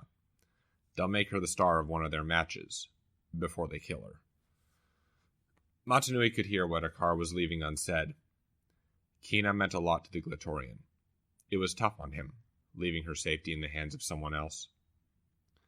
But the alternative would be rebellion by the Agori, or worse, their surrender to the Skrull. I wish I could go with you, said Akar. I know. You're ready. Pointing down to Tessara, he added, the question is, are they? Mata Nui followed his gaze. Down below, the Agori were laboring to pull their two massive shelters together. Two structures separated by an arena were more vulnerable to a divide-and-conquer Skrull attack. One could be more easily defended. Uniting the two halves of Tessara is a start, said Mata Nui. Let's hope the rest of the villages survive long enough to join us, Akar answered. Akar suddenly feinted a jab at Mata Nui's face. Mata Nui moved like lightning, bringing his hand up to block Akar's fist. Akar burst out laughing. You've learned well, my friend, he said, slapping Mata Nui on the back. I had a great teacher, Mata Nui replied, smiling. A great boom suddenly rocked the desert. Mata Nui and Akar looked down below to see that the Agori had succeeded in uniting the two shelters into one. While both large metal structures had looked impressive before, connected together they were a formidable sight that might even make a Skrull hesitate before invading. But their new appearance had an even more profound effect on Mata Nui. His eyes widened slightly, and he gasped. Now he knew why the huge shelters had looked so familiar to him. It had been right in front of him all along, but with all that had been going on, he hadn't seen it. Incredible, he whispered. What is it? Asked Akar. Mata Nui wanted to shout the answer to the skies. It was amazing, wonderful. It could be the key to his regaining his lost universe. But now was not the time to reveal what he had learned to Akar, not when the Glatorian faced such a serious threat. When the Skrull were defeated, there would be time to share his revelation. I will explain later, he said. beginning his descent back down the mountain. Akar watched him go, wondering what had gotten into his friend. Sure, seeing the shelters coming together was a good start, inspiring even, but hardly incredible. Well, sometimes there was no figuring out Mata Nui, he thought, and that was to be expected. He was from a completely different world, after all. Will he ever make it back home? Akar asked himself. I know that's what he wants, but I am not so sure Barra Magna can stand to lose him. Roxtus was the largest village in all of Barra Magna, big enough to be called a city. Home to the Skrull warriors and the rock tribe Agori, it was a place few had visited even before the war had begun. The Skrull were not friendly or particularly good hosts. Most of the Glatorian or Agori who wound up there did so against their will, having been captured by bone hunters and sold into slavery in Roxtus. Since the attack on Atero, of course, no one had dared come within miles of Roxtus if they could avoid it. The city was an armed camp, with Skrull troops drilling for a planned campaign and Agori guards talking about how they wish they could be there to watch the other villages fall. Outside the walls, bone hunters scoured the desert, watching for Agori spies and Glatorian raiders. Kina and Barracks were getting a look at life inside Roxtus. Hanging in a cage suspended high in the air, Barracks was starting to think they might have been better off buried under the Scopio. It didn't help that Kina had decided their captivity was all his fault, not to mention that she was still angry about his activities in the Tejun cave. It was my cavern, she insisted for the third time. You should have stayed out of it. Oh, really? Your cavern? Snapped Barracks. You stole it. You're a thief, just like me. No, said Kina. And I thought you said you were a collector, you little weasel. Aha, now she remembers. How things change when the metal claw is on the other foot. That doesn't even make sense, Kina sputtered. Look, that cavern was my secret place, my private sanctuary from all the ugliness outside. Can you understand that? Barracks looked at the expression in Kina's eyes and suddenly felt all the anger drain out of him. Barra Magna wasn't the easiest place to live. Probably everyone needed some kind of an escape. For him, it was collecting. For Kina, the cave and her dreams of someday getting off this planet. Most other Glatorian just threw themselves into training nonstop as a way of ignoring the harsh realities of life in the desert. Yeah, I can, Barracks said, after a long moment. I've got feelings too, you know. And by the way, I didn't steal them. Kina actually smiled warmly at Barracks. He couldn't believe it. No, she said. You just collected them. Barracks smiled back. Didn't you ever think that maybe you weren't the only one who needed to believe that there was something more? Kina didn't reply, just looked away. The silence that followed was uncomfortable. Barracks had never seen Kina so vulnerable before. He had to admit that he was guilty of the same thing as she. He had never bothered to think about her feelings. Maybe if they had stopped shouting at each other for a minute, they might have settled the cave issue between them long ago. I've got an idea, he offered. Maybe we could share the cavern? It could be our secret place. I mean, once the Glatorian rescue us. They are going to rescue us, aren't they? Kina gestured at the fortress in which they were held prisoner, bristling as it was with armed Skrull and Agori. Look where we are, Barracks. I wouldn't count on it. Barracks' smile disappeared. Then suddenly it was back again, twice as bright as before. Yeah? Well then, what's that? He said, pointing towards the gate. Kina looked down. Mata Nui, shield in hand, was walking into the city of Roxtus.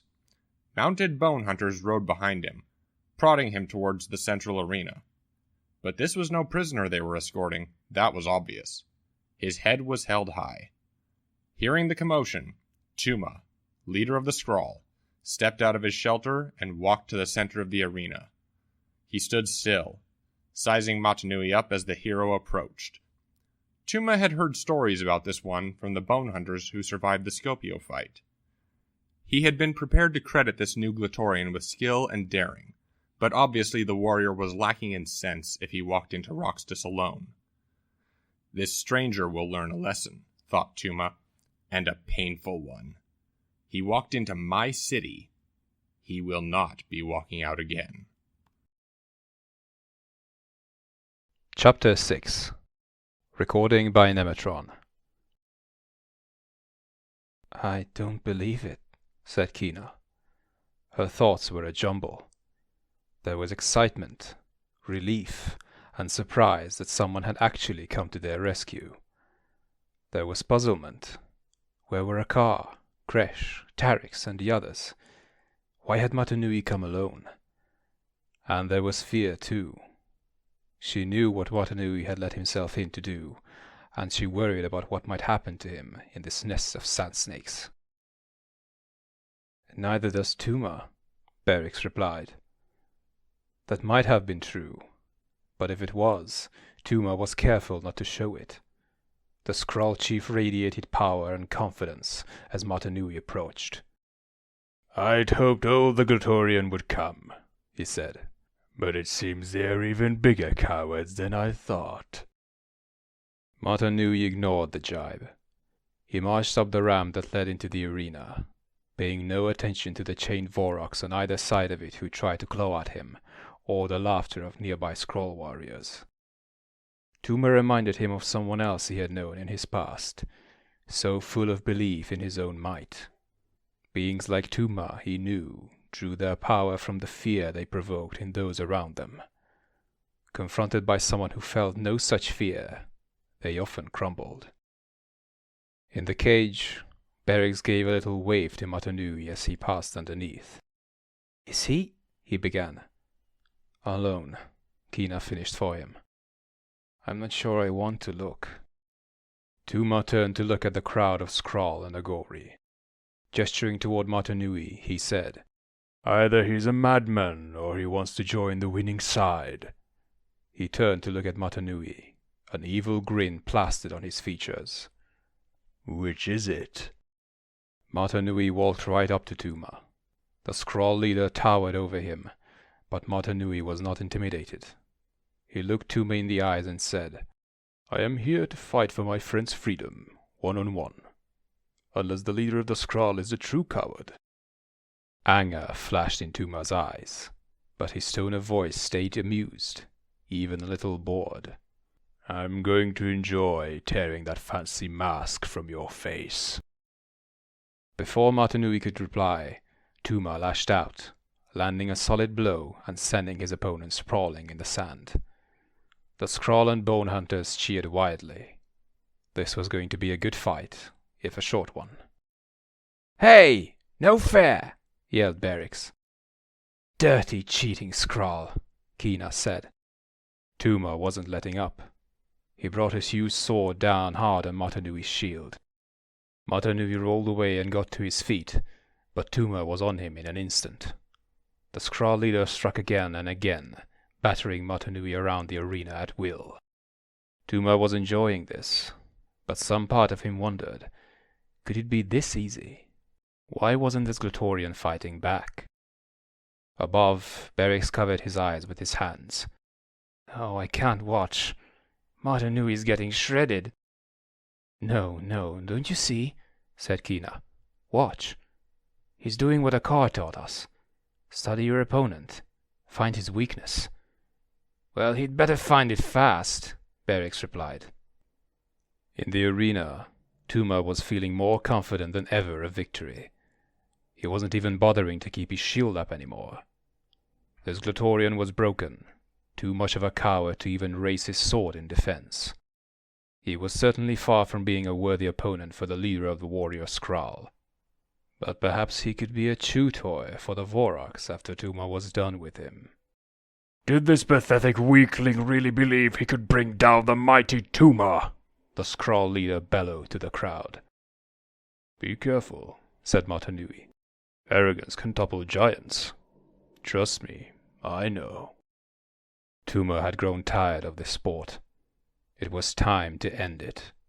He swung his sword in what would surely be the killing blow. but the strike did not connect. Mata Nui moved so fast he was almost a blur, ducking under the sword and slipping past his attacker. As Tuma's momentum carried the Skrull leader forward, Mata Nui helped his opponent along with a sharp elbow to the back. Tuma grunted and staggered a few steps. The Skrull leader turned on Mata Nui, enraged. He swung his sword wildly, but where his blows had never missed before, now hitting Mata Nui was like trying to strike a desert wind. Mata Nui ducked and dodged each blow, then took advantage of his opponent's being off balance to land solid shots of his own. Each one rocked Tuma a little more, causing the Skrull chief to slow down just a bit. Faster and more agile, Mata Nui took full advantage of his foe's fatigue, striking and then backing away before Tuma's sword could hit. In the cage, Kina was so excited she was shaking Berix. That's it! Tuma's huge, but he's slow. Mata Nui's using the Skrull's own strength as leverage against him.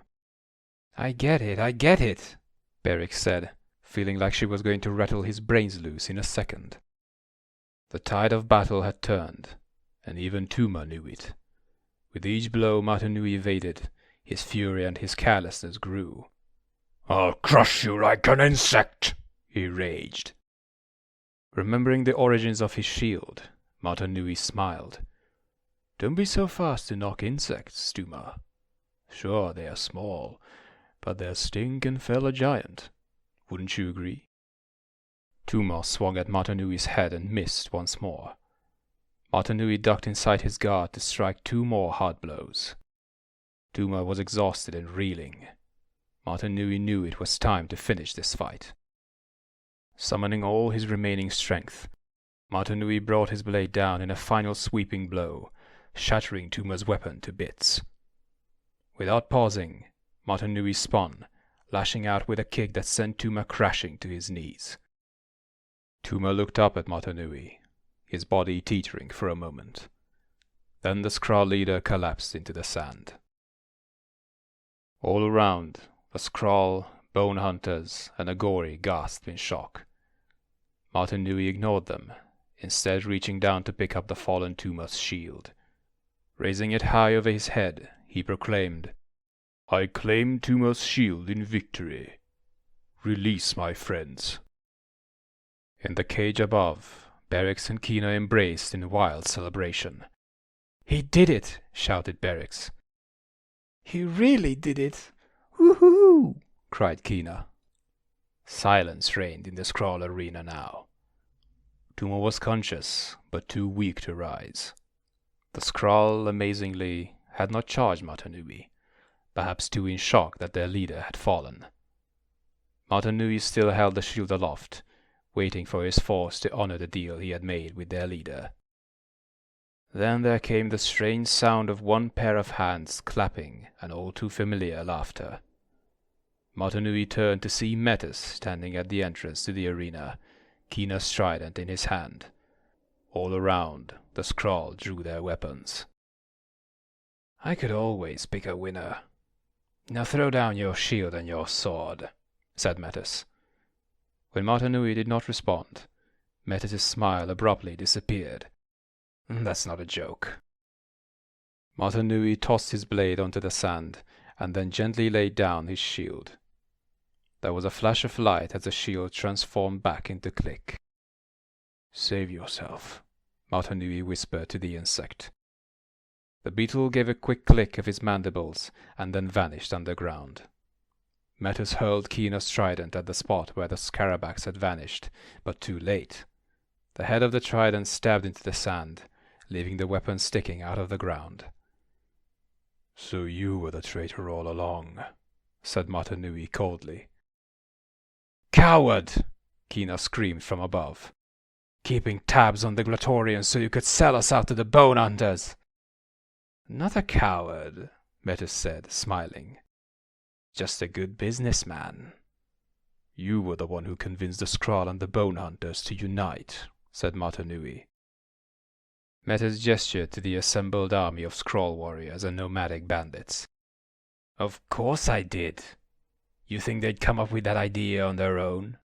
As rival tribes they did little damage, always having to be watchful of each other, but together, under one ruler.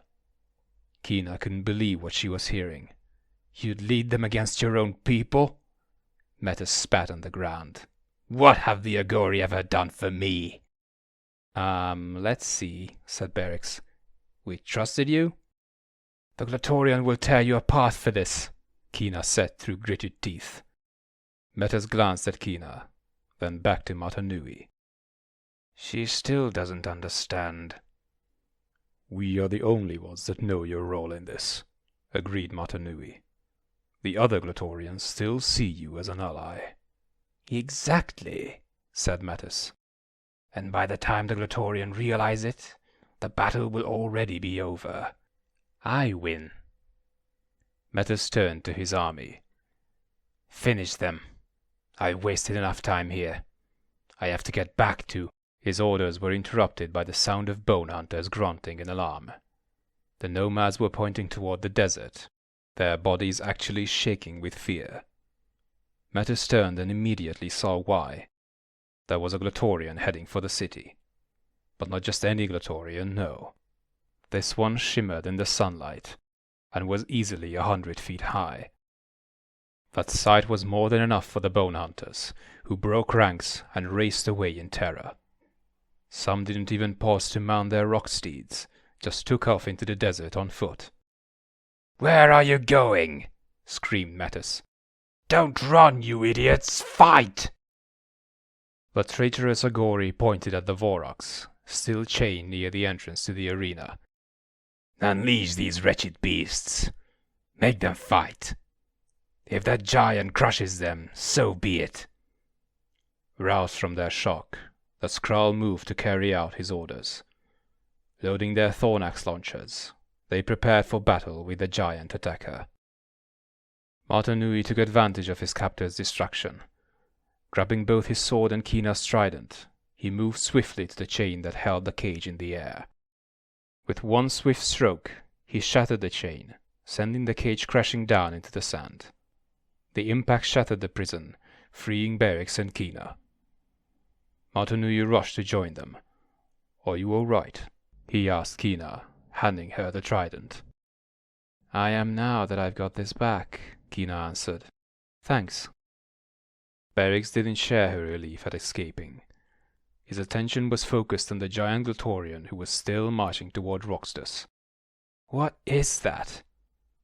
Mata Nui glanced at the giant. In the distance, he could hear a familiar sound, the clicking of a scarabax beetle, multiplied millions of times. He smiled. I believe, Berix, we are witnessing the true power of unity. The clicking could be heard by everyone now, so loud it drowned out every other sound.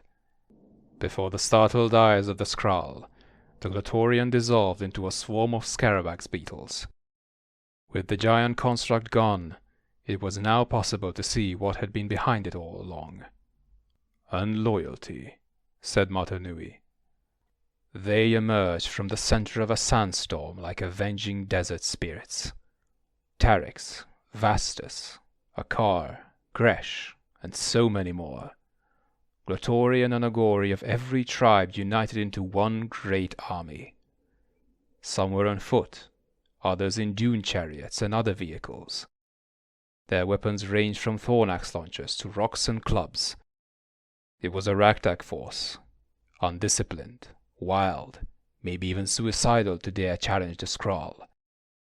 And it was the most beautiful sight Mata Nui had ever seen. The Glatorian-led army swept into the city, clashing with the defending Skrull in fierce combat. Atop a wall, Mata Nui, Kina, and Berix saw the battle begin. Mata Nui handed Tuma's shield to Berix. Here, you may need this. Really? Berix answered, grinning. Wow, nobody ever actually gave me something before. Can I keep it? Only if you survive, said Kina. Seeing the worried expression on the Agori's face, she smiled. Don't worry, just stay close to me. But hold up, aren't we missing part of the team? As if in answer, Click leapt from the sand, landing on the tip of Kina's trident. Mata Nui reached out as the beetle vanished in a flash of light, transforming back into his shield. Mata Nui's eyes met the single eye in the center of the shield. "Now we're ready," said Mata Nui. Mata Nui and Kina jumped from the wall, Berix following right after. "Wait for me!" the Agori shouted. Two Skrull mounted on Bone Hunter rock steeds spotted Kina and Mata Nui leaping down toward them. Before they could fire their Thornax launchers, they had been unseated by a combined attack. Berix, sailing through the air behind them, landed backward on the back of one of the steeds. It immediately took off in a gallop, with Berix hanging on for dear life. The Agori glanced over his shoulder and saw he was headed right for a Skrull. "Oh, what the heck," Berix said, closing his eyes tightly and swinging his shield downward. "No trial?" The shield bashed the Skrull on the head, staggering him. "No treasure," Berix smiled, already looking for another target. Nearby, Mata Nui was in trouble. A mounted Skrull had him pinned down with Thornax launcher blasts. He had managed to dodge them so far, but he was running out of room to maneuver. His shield would protect him for a while, but enough direct hits would shatter it.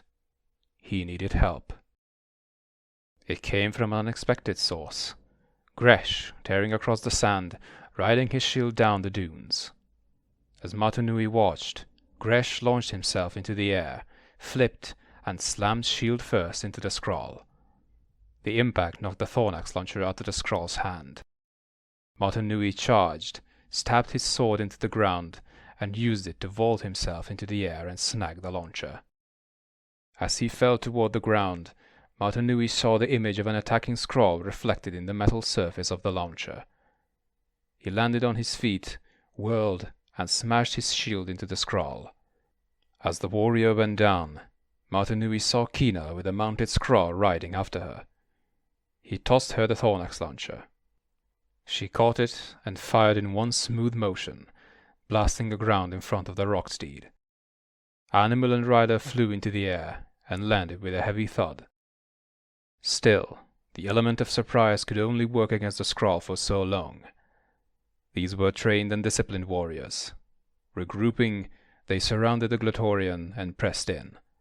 Mata Nui, Akar, Gresh, and Kina found themselves fighting back to back with their comrades in the same situation not far away. "They have us outnumbered 10-1, said Akar, fending off multiple attacks at once. "More like 20, said Kina. "Yeah," Gresh added, "but who's counting?" "Let it be 100, said Mata Nui. "We have the true power. We fight with honor and purpose." Mata Nui brought his sword down against the Skrull's shield with such force that the shield exploded into fragments. "For unity!" Mata Nui cried. "For unity!" the Glatorian echoed, surging forward. Mata Nui battered two Skrull aside, opening the first gap in the enemy lines. Through it, he saw Metis trying to run. "So the coward flees," Mata Nui muttered to himself. He charged toward Metis, who was climbing into his dune chariot accompanied by two Skrull warriors. Spotting Mata Nui, Metis shouted to his guards, "Well, what are you waiting for? Destroy him!" But there was no stopping Mata Nui this day. Mata Nui slammed into the two Skrull, knocking them off their feet. With each blow, he thought of his lost universe and people. He remembered the evil that held them captive, the same kind of thoughtless cruelty and arrogance that lived in Metis. In his own way, the traitorous Agori was just as bad as the darkness that had overtaken Mata Nui's universe. The Agori wanted power, and he didn't care who had to suffer for it. Right now, though, all Metis wanted was to put some distance between himself and this battle. He fired up the dune chariot and was about to ride out of the city when he saw two Vorax blocking the way. "Out of my way, you filthy!" The Vorax grabbed the dune chariot and tipped it over, dumping Metis out onto the sand. Before he could get up again, Mata Nui was upon him, yanking him into the air. "Wait!" pleaded Metis. We can make a deal. I'll give you whatever you want. Mata Nui lifted Metis higher, so the two were at eye level. I have what I want. You. The mask of life Mata Nui wore began to glow. He brought Metis closer, until the Agori's helmet touched the mask. Stop! What are you doing? Screamed Metis. There was a blinding flash of light. When it dissipated, the Agori was gone, replaced by a hissing serpent with the face of Metis. The mask had done its work well, Mata Nui decided. Justice had been done. Now everyone will see you for what you truly are, Mata Nui said to the Metis serpent. Behind him, the Skrull were closing in on Akar, Kina, and Gresh. There's too many, shouted Kina over the din of battle. We can't fight them all, said Gresh. Our weapons, said Akar. Quick, combine their power. The three Glatorians stood side by side, their sword, trident, and shield touching. A blast erupted from the combined weapons, air, fire, and water together in one devastating force. It blew the Skrull back, but they charged again. They're still coming, said Gresh. Mata Nui vaulted over the Skrull to land beside his allies. He touched his sword to their weapons. Now, as one, he said. Once more they fired, this time with the power of life itself added to their energies. The explosive blast flattened the Skrull attackers. Those few who still remained on their feet fled at the sight of so much raw power unleashed. On vehicles, on foot, and on rock steeds, they deserted Roxtus, leaving the Glatorian and Agori the victors. We did it, yelled Gresh. Mata Nui looked into the eye of his shield. Thank you, he said. There was a bright flash of light, and then the shield was gone, and Click was sitting on Mata Nui's shoulder once more. Akar looked at the insect and smiled. And I used to think scarabaks were just annoying little pests, Akar said. The beetle responded with rapid clicks of its mandibles. Akar laughed at the sight, saying, Click, I will never doubt you again. I can't believe it's over, said Vastus. And that all of us are still in one piece, added Terex. Wait, said Kina, looking around. Where's Berix? I haven't seen the little guy, said Gresh. Kina was frantic now. I told him to stick close to me. Kina, Akar said, resting a hand on her shoulder. No, said Kina. It was my responsibility. Berix! A muffled voice cried out in response. Down here. The Glatorian glanced to the right. Berix's hand was sticking up out of a pile of rubble. Little help here, please, the Agori said. Kina rushed over, grabbed his hand, and yanked Berix free. You jerk! I thought... Then she paused and hugged the Agori tight to her chest. Don't ever do that again. Berix gasped for air in her too tight embrace. You know, I think I liked it better when you hated me. Epilogue. Recording by Tory. Weeks later. Mata Nui stood alone on a rocky peak, staring off into the desert. From far below came the sound of Agori hard at work. But there was another noise mixed in, the sound of celebration. While the bone hunters were still active in the wastelands, the Skrull had vanished completely. Perhaps they had gone back north. No one could be sure. What mattered was that their threat had ended. Metis, too, had not been seen since the battle. The unspoken assumption was that he had fallen prey to a sandbat or some other desert predator. No one was shedding any tears over him. Akar climbed up to join Mata Nui. He had been busy these past few days, overseeing a massive project, the linking together of all the villages of Barra Magna into one megacity. "Don't like parties?" he asked, smiling. "Agori from all over Barra Magna are pulling together literally, uniting all the villages. and we have you to thank for that. No, I was only one piece, Mata Nui replied. It took each of us to complete the whole. This celebration belongs to the Agori and you, the first leader of the new united villages. Mata Nui looked down. Using chains, spigot, and dune chariots, the Agori of Equinox, Vulcanus, and Tejun had dragged their massive shelters across the desert to link up with Tessara. Others had gone north and brought down the huge structure that dominated Roxas. It had been a mammoth undertaking, and now it was almost finished. Kina, Gresh, and Barracks came up to join the two friends. "So what now, Mata Nui?" asked the Agori. "Continue searching for answers," Mata Nui replied, "wherever they may take me." "Look," Kina said. "They've done it!" With the final thunderous boom, the last shelter was fitted into place. When the sand and dust finally cleared, the group of heroes got their first look at the newly assembled structure. It was a sight that shocked them all. "Whoa," said Barracks. "Are you seeing what I'm seeing?" Whatever they had expected, it had not been this. Only Mata Nui had even an inkling of what was to come, and he hadn't dared to hope. But there it was, for all to see. When the shelters were put together, they were revealed to not be just from random giant pieces of metal, but pieces of a mechanical being.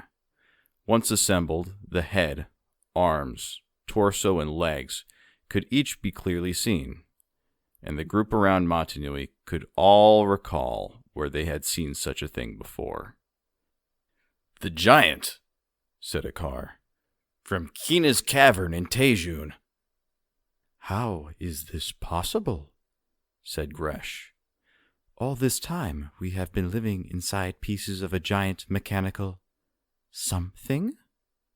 "Wait," said Barracks, digging into his pouch. "I've got something. Hold on. Where is it? Here!" He handed Mata Nui an old coin. Inscribed on one side was the figure of a mechanical being, the same figure that was on the wall of the Tejun cavern.